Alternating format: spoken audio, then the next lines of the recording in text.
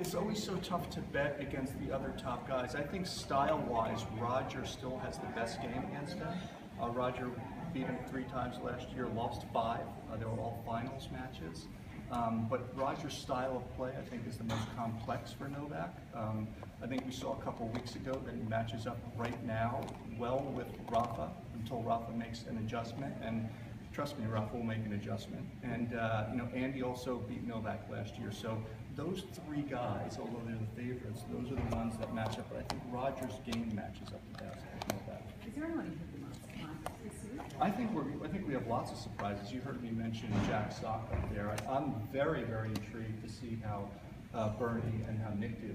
I think there's a lot of expectation on both of them, and they have the skills to do well. The challenge for Bernie and Nick is, can they do it over 5 sets for 7 matches?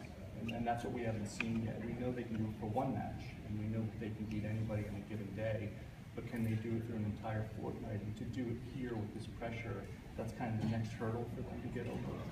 You mentioned that lost to Roger, but they were all best of 5 matches. What happens in the best of 5? Is it more that mentally Roger can sustain that kind of performance? That's a great question about Novak and Roger. Roger's only beat him in the 2 out of 3 set matches, and to me it's a style matchup. It shows you that the best defender on the planet is better than the best offensive player on the planet.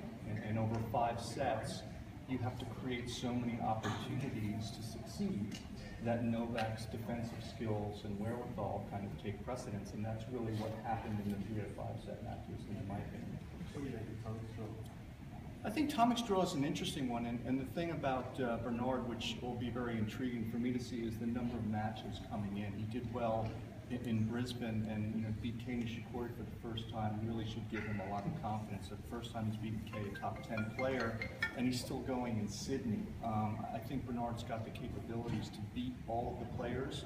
My question would be, can he do it over 3 to 5 sets, as I mentioned, and he can do it for 7 matches. I know he can beat someone on the day, but can you do it for a whole tournament? And that's kind of the next progression for both he and Nick in terms of the evolution of their career. It's about not 1 win, it's about their entire tournament. And that's kind of the next thing for both of them.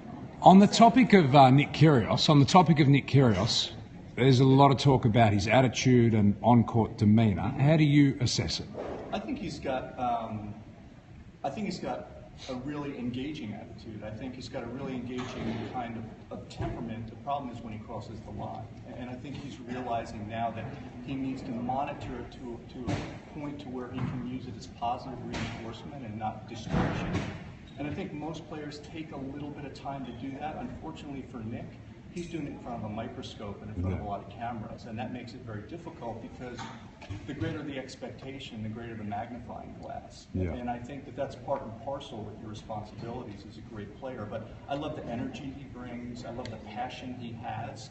I'd like to reel in some of the detrimental stuff. Yeah. But I think that that will happen in time, and it's a matter of him kind of sorting it out himself, because everybody's personality is a little bit different, and his is very different, but it can be very engaging and very fun when it's a little bit more constrained and there are a few more filters. As a fact, he draws the crowd.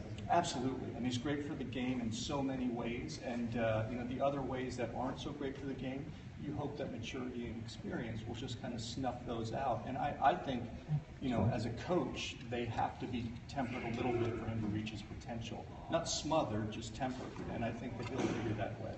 Paul, are we going to see another epic battle as in the 2009 semi-final between Yao and Verdasco? Unbelievable that they're playing first round, and I'll be watching. And I'll be very surprised if that's not a long battle, because they know each other so well, and they're very comfortable, and Fernando's not going to be afraid of Rafa. Rafa knows how difficult it will be, so I expect that's going to be a long match. Getting back to Roger, is it better for him to play Novak in the semis rather than in the final? It's probably better for everybody not to play Novak. That would be my suggestion. But I think